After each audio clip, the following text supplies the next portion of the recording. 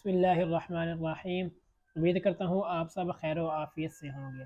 آج کے اس کنٹینٹ میں آپ کو بتائیں گے کہ جو مرد ہے وہ عورت کو طلاق دے سکتا ہے، اور عورت بھی ہے وہ اپنے مرد سے طلاق لے سکتی ہے۔ اس کے حق کی وجوہات کیا ہیں، اور طلاق کے بعد عورت کے لیے اپنی حیض کی عدت کو گزارنا کیوں ضروری ہے۔ اسی طرح مرد کے فوت ہو جانے کے بعد اس کی عدت کا گزارنا کیوں ضروری ہے۔ یہ دونوں چیزیں آپ کو اس ویڈیو میں بتائی جائیں گی۔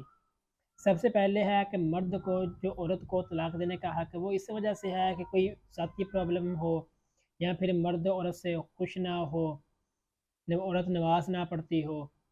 یہ تمام وجوہات جو شریعت کے دائرے میں ہیں پائی جاتی ہوں، اس وجہ سے مرد عورت کو طلاق دے سکتا ہے۔ اسی طرح عورت کو خلا کا حق حاصل ہے۔ اگر مرد نماز نہیں پڑھتا، شریعت کا پابند نہیں ہے، فاسق مولن ہے، تو عورت بھی خلا کا تقاضا کر کے اس سے طلاق لے سکتی ہے۔ طلاق کے بعد جو عورت ہے وہ اپنی حیض کی عدت کو گزارے گی۔ 3 حیض تک وہ کسی مرد سے شادی نہیں کر سکتی۔ اس کی کیا وجہ ہے، شریعت نے اس کی کیا وجہ بیان کی ہے، اور سائنس کیا کہتی ہے۔ شریعت نے تو اللہ پاک کا واضح حکم ہے، قرآن پاک میں ارشاد فرما دیا کہ طلاق کے بعد عورت 3 حیض تک اپنی عدت کو گزارے گی۔ سائنس اس کے متعلق کیا کہتی ہے کہ عورت 3 حیض گزارنے کے بعد ہی اپنے مرد کے نکاح سے نکلے گی۔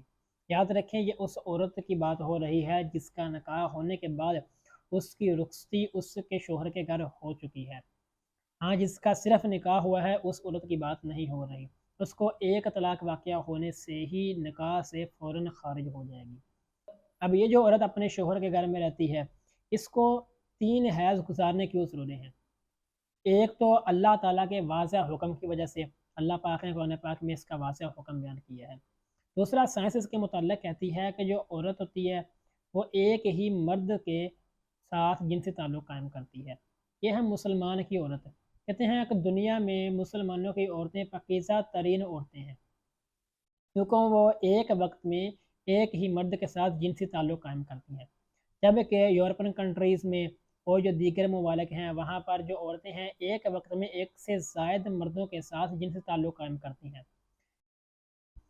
جب ایک سے زائد سیلز عورت کے جرحم جاتے ہیں تو وہ آپس میں مل کر ایک خطرناک جراثیم کی صورتحال اختیار کر لیتے ہیں۔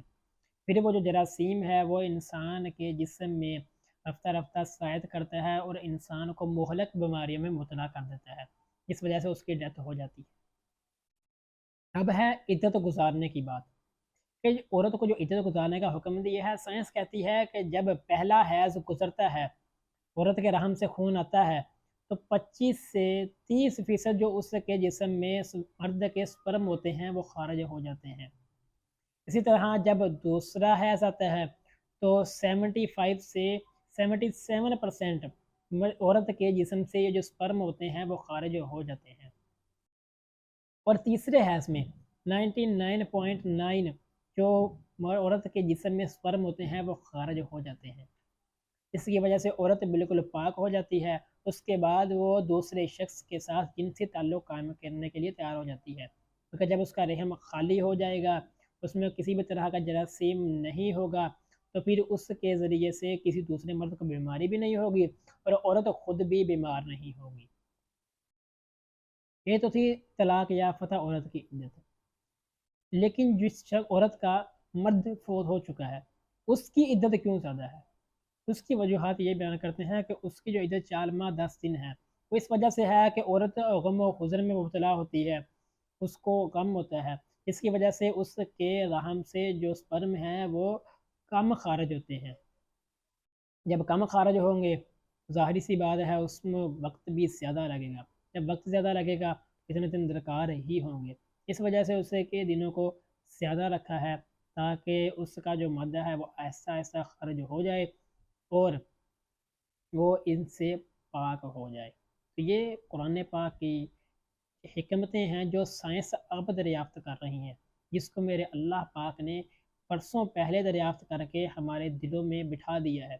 قرآن پاک میں ہر چیز کا علم موجود ہے، لیکن اس کو نکالنے کے لیے، سمجھنے کے لیے ہمارے پاس عقل کا ہونا ضروری ہے، اور اس کے لیے بہت سارے علوم کا حاصل کرنا ضروری ہے۔